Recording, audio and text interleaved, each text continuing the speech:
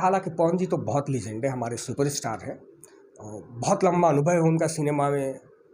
बहुत ज़्यादा कंट्रीब्यूशन भी है हमारी इंडस्ट्री को पवन सिंह का, और बहुत सेंसेबल, बहुत जियो मेरी जान। इतना मैं दर्शकों को पूरे विश्वास से कह सकता हूँ, पवन जी को उस रूप में कभी आपने नहीं देखा होगा जिस रूप में आपको दिखेंगे जियो मेरी जान। इसमें आपको 3 रूप देखने को मिलेगा। पवन जी के जो लुक है वो 3 है।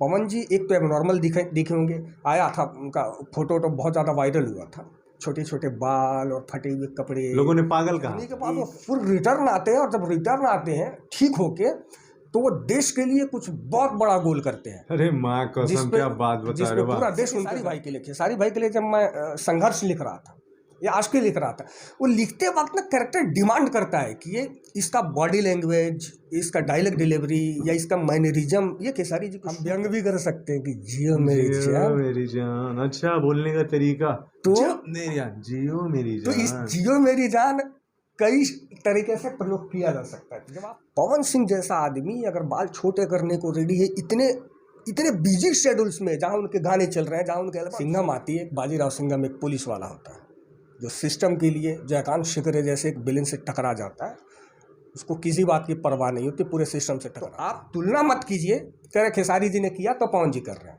नहीं यार, उसका सब्जेक्ट कुछ और है, इसका सब्जेक्ट कुछ और है। सब्जेक्ट का डिमांड वहाँ भी था, सब्जेक्ट का डिमांड, जो कंट्रोवर्सी बार बार इन दोनों के बीच में क्रिएट किया जाता है, वो चंद उधर के लोग, चंद इधर के लोग सिर्फ अपना मतलब निकालने के लिए, अपने फायदे के लिए, खुद बने रहने के लिए, सोशल साइट्स के ज़माने में ये इस तरह की हरकतें बदनाम हो रही है। बिल्कुल बदनाम हो रही है सर, और बहुत ज़्यादा बदनाम हो रही है। इसमें सबको समझने की ज़रूरत है, खास करके हमारे दोनों सुपरस्टार को समझने की। जियो मेरी जान जो फिल्म है वो शूट होके ख़त्म हो चुकी है और साहब ने लिखी है, तो थोड़ा तो ये इस फिल्म के बारे में बताइए, क्या कुछ बता सकते, कितना तक हद है। बहुत औसम मूवी है, और मुझे लग रहा है, हालांकि पवन जी तो बहुत लीजेंड है, हमारे सुपरस्टार हैं, बहुत लंबा अनुभव है उनका सिनेमा में। बहुत ज़्यादा कंट्रीब्यूशन भी है हमारी इंडस्ट्री को पवन सिंह का, और बहुत सेंसेबल, बहुत समझदार है। लेकिन जियो मेरी जान, इतना मैं दर्शकों को पूरे विश्वास से कह सकता हूँ, पवन जी को उस रूप में कभी आपने नहीं देखा होगा जिस रूप में आपको दिखेंगे जियो मेरी जान में। एक बेहद संवेदनशील विषय और बेहद रियलिस्टिक। अब तक पवन जी को आप लोगों ने एकदम सुपरमैन और वो सिंघम और दबंग का चुलबुल पांडे ये देखा होगा, लेकिन पवन जी एक बिल्कुल रियलिस्टिक अप्रोच का एक रियल कैरेक्टर प्ले कर सकते हैं, यह आपको जियो मेरी जान में देखने को मिलेगा। पिक्चर एक्शन पैक दी है, पवन जी का अवतार है वो एक्शन का, लेकिन वो फेक नहीं है। वो ऐसा नहीं कि हिंदी सिनेमा की तरह वो कहीं से कूद जाएगा। वो इस फिल्म का नायक कूदता है तो उसे भी दर्द होता है, उसे भी चोट लगता है। और बहुत कमाल की कहानी, बहुत अच्छी स्टोरी लाइन, जियो मेरी जान। क्या कहानी है, अगर 1 लाइन में अगर ये बोला जाए तो? वैसे तो मैं जानता हूँ लोग नहीं बताते हैं, लेकिन फिर भी हल्का फुल्का सा जरा सा टच जो एक्साइटमेंट हम लोगों की बढ़ा दे। कहानी तो मैं बहुत ज़्यादा डिस्क्राइब नहीं कर पाऊँगा धर्मेंद्र भाई, लेकिन हाँ, पवन जी का इसमें आपको 3 रूप देखने को मिलेगा। पवन जी के जो लुक है वो 3 है।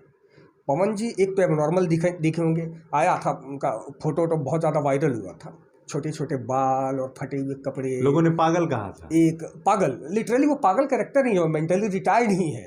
एक hero Pawan Singh, super hero Pawan Singh, Pawan Singh पागल हो जाते हैं, फिर एक पागल की जर्नी उनकी, और जर्नी के बाद वो फुल रिटर्न आते हैं, और जब रिटर्न आते हैं ठीक होके तो वो देश के लिए कुछ बहुत बड़ा गोल करते हैं। अरे माँ कसम, क्या बात बता रहे हो। पूरा देश उन पे गर्व करे। तो बहुत सारे शेड्स हैं, बहुत सारे वेरिएशन है पवन जी के परफॉर्मेंस में, मजा आएगा देख के। अरे मजा तो आ गया सुन के दोस्तों। मतलब सोचिए, एक स्टार होता है, फिर पागल हो जाता है, वापस से रिपीट आता है, और फिर कुछ ऐसा बड़ा काम कर जाता है, वो भी स्पेशली देश के लिए। एक साथ एक फिल्म में इतना ज्यादा तड़का कैसे सोच लिया आपने, स्पेशली पवन जी को इस किरदार में?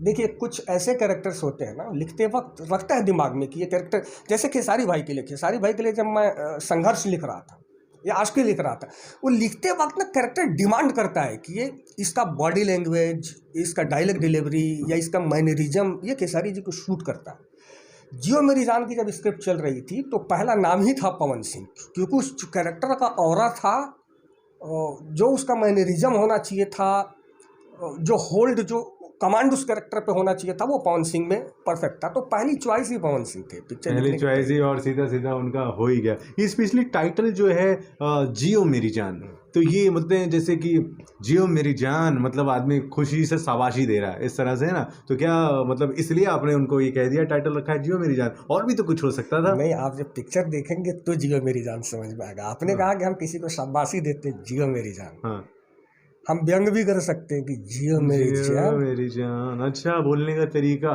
तो जियो मेरी जान, जियो मेरी तो इस जान। जियो मेरी जान कई तरीके से प्रयोग किया जा सकता है। जब आप फिल्म देखेंगे तो समझ में आएगा कि इसका टाइटल हाँ, जियो मेरी जान वाला नहीं है, जियो मेरी जान। जियो मेरी जान। Oh my God. अच्छा, मतलब चलिए बहुत ज़्यादा बात और इस पर नहीं आएगी, अब जब फिल्म आएगी तो मज़ा आएगा। क्या लगता है आपको, गारंटी है फिल्म आएगी, ट्रेलर आएगा, हम लोग पागल हो जाएंगे देख के? 100% सर। और पवन जी अपने जिंदगी के सबसे बेहतरीन परफॉर्मेंस करते हुए नजर आएंगे इस फिल्म में। अच्छा करते हैं, हर जगह पवन सिंह अच्छा करते हैं, लेकिन चूंकि इस किरदार को एकदम से आत्मसात कर लिया था पवन जी ने। नहीं तो पवन सिंह की छवि, पवन जी कैसे भी स्क्रीन पे आए सीटियाँ बजनी है, पवन जी कैसे भी पर्दे पे आए तालियां बजनी है। पवन सिंह जैसा आदमी अगर बाल छोटे करने को रेडी है, इतने इतने बिजी शेड्यूल्स में, जहाँ उनके गाने चल रहे हैं, जहाँ उनके एल्बम्स चल रहे हैं, एल्बम्स में हमेशा हीरो को हीरो दिखना होता है, लेकिन पवन जी अगर पूरे लुक को बदल दे रहे हैं तो जरूर कैरेक्टर को जिया है पवन जी ने, आत्मसात किया है उसको, और बड़े दिल से इस कैरेक्टर को किया है। बिल्कुल। देखिए साहब, एक आखिरी सवाल ज़रूर बनता है और मुझे लगता है कि आपसे जवाब सुनने का एक अलग ही अंदाज मज़ा आएगा। आपने कहा एक तस्वीर उनकी वायरल हो गई थी जिसमें पवन जी फटेले हालत में दिख रहे थे। हम लोगों ने कहा कि भाई इसमें वो भिखारी के अवतार किरदार में है, पागल के किरदार में है, ठीक है, जो दिमाग से नहीं है, मेंटली रिटायर है। ट्रोल करने लगे लोग कि खेसारी जी का भी अभी फरिश्ता आई थी, फिर ट्रोल करने लगा लोग कल्लू जी का भी आया था, तो कहीं ना कहीं ये किरदार वायरल हो रहा है। तो आपको बुरा लगा था कि यार मैंने इतना अच्छा लिखा है और लोग इस तरह से बातें कर रहे हैं? लेकिन ऐसा नहीं होना चाहिए। आप एक चरित्र से दूसरे चरित्र का तब तक तुलना मत कीजिए जब तक आप डीप में, उसकी गहराई में उस चरित्र को आप जानते नहीं होंगे।